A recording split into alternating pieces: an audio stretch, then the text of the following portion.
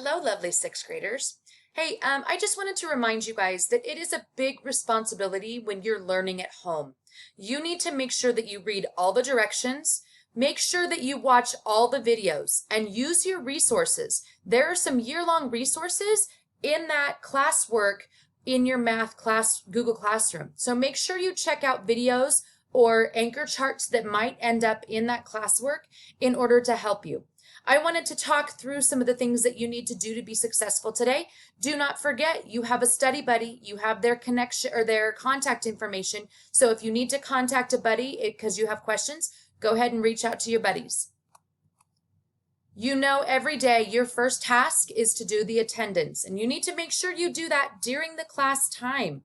If it's turned in after the class is over, then you will be marked absent. So your class attendance, right there, click on it and it'll take you to the Google form.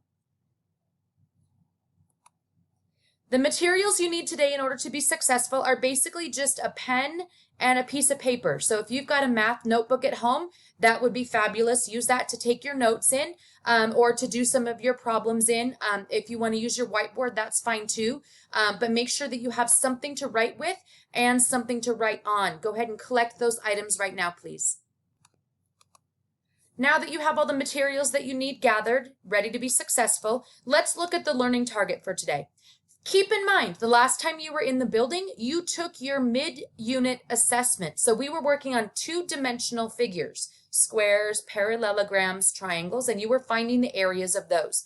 Now your learning target today is I will cover the surfaces of some three-dimensional objects. So we're moving from two-dimensional to three-dimensional.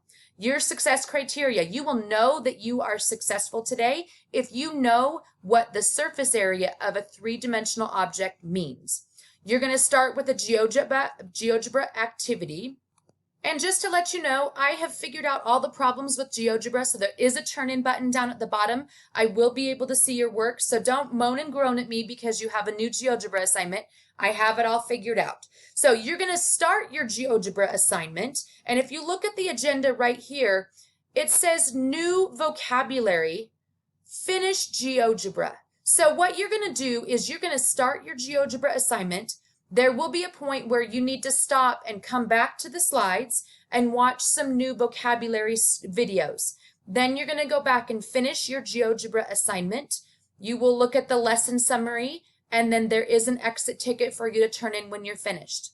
If you have any questions, make sure you contact your study buddy. If you can't find the answers from a study buddy, you can reach out to me and send me an email.